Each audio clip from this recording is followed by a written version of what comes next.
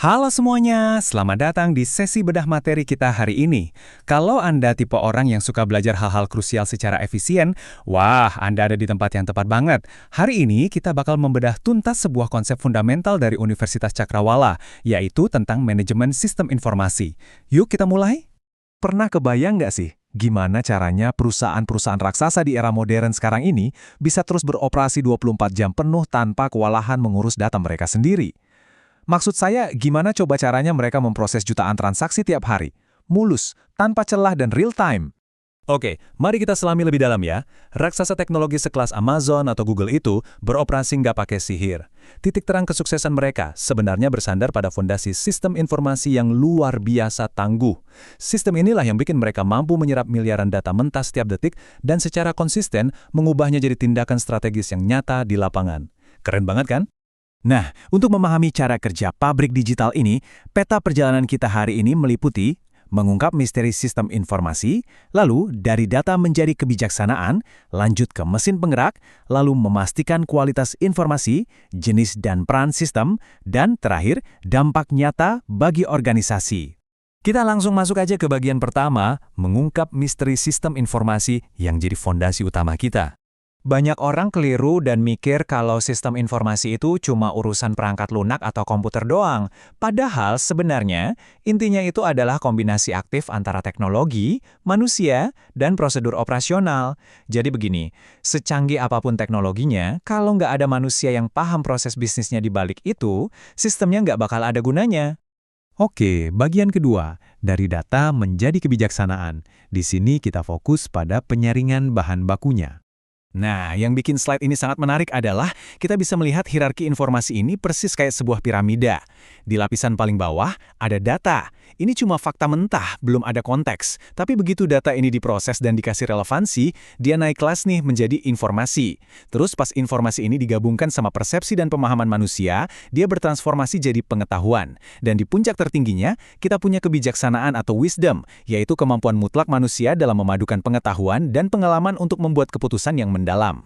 Waktu kita ngomongin lapisan pengetahuan tadi, kita harus pisahkan jadi dua hal nih. Di satu sisi, ada pengetahuan eksplisit. Ini tipe pengetahuan yang gampang banget ditulis pakai kata-kata atau angka. Tapi di sisi lain, ada pengetahuan tacit.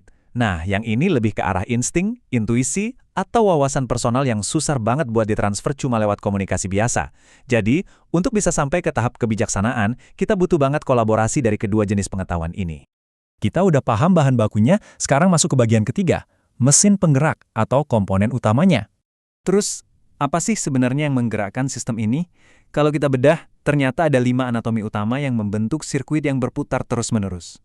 Kita punya perangkat keras sebagai tulang punggung fisiknya, perangkat lunak sebagai instruksinya, data sebagai bahan bakarnya, proses sebagai aturan main, dan di pusat rotasinya tetap ada manusia. Coba aja hilangkan satu komponen, dan saya jamin sistemnya bakal lumpuh total. Lalu, gimana keseharian kelima komponen ini bekerja? Semuanya berawal dari mengumpulkan data yang berserakan, lalu menyimpannya dengan aman, baru kemudian diproses. Hasil proses inilah yang jadi senjata ampuh para pimpinan buat mengambil keputusan yang akurat.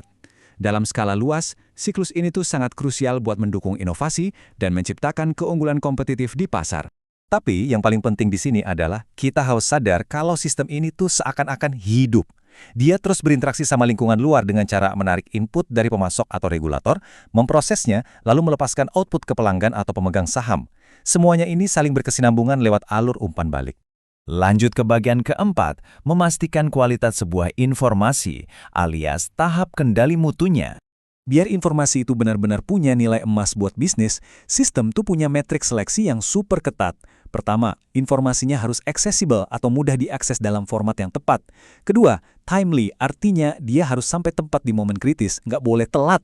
Ketiga, accurate, alias bebas dari bias dan kesalahan. Dan terakhir, konsisten, jadi nggak membingungkan.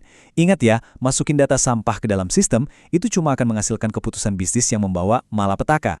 Masuk ke bagian kelima kita, jenis dan peran sistem, untuk melihat hierarki operasionalnya. Ayo kita lihat gimana sistem ini dibangun dari bawah ke atas. Di level operasional paling dasar buat ngurusin transaksi harian, kita punya TPS, atau Sistem Pemrosesan Transaksi. Naik satu anak tangga untuk evaluasi bulanan, ada MIS atau Sistem Informasi Manajemen. Semakin naik ke tingkat eksekutif, ada DSS yang tugasnya dukung keputusan strategis. Dan puncaknya adalah sistem berskala masif yang mengintegrasikan seluruh elemen perusahaan, yang kita kenal sebagai enterprise systems kayak ERP dan CRM. Semuanya saling menopang. Sekarang, kita sampai di bagian terakhir, bagian ke-6, dampak nyata bagi organisasi. Jujur aja, waktu sebuah perusahaan mulai menerapkan sistem yang utuh kayak gini, mereka tuh ibarat lagi megang pisau bermata dua. Di satu sisi, manfaatnya luar biasa revolusioner, menciptakan efisiensi drastis dan keunggulan pasar. Tapi di sisi lain, tantangannya juga mengintai. Ada ancaman privasi data, kerumitan teknis pas harus mengintegrasikan sistem ke infrastruktur jadul, sampai ke biaya peluncuran awal yang sangat mahal. Nah, ini membawa kita ke ujung sesi bedah materi hari ini. Sebelum kita berpisah, saya mau meninggalkan satu pertanyaan buat direnungkan. Apakah organisasi tempat Anda kerja saat ini sudah berhasil meramu datanya untuk meraih kebijaksanaan? Atau jangan-jangan justru sedang perlahan tenggelam, tersedak oleh tumpukan data mentah yang tak bermakna? Terima kasih ya sudah ikut bergabung dan membedah topik ini bareng-bareng. Sampai jumpa di eksplorasi wawasan kita selanjutnya.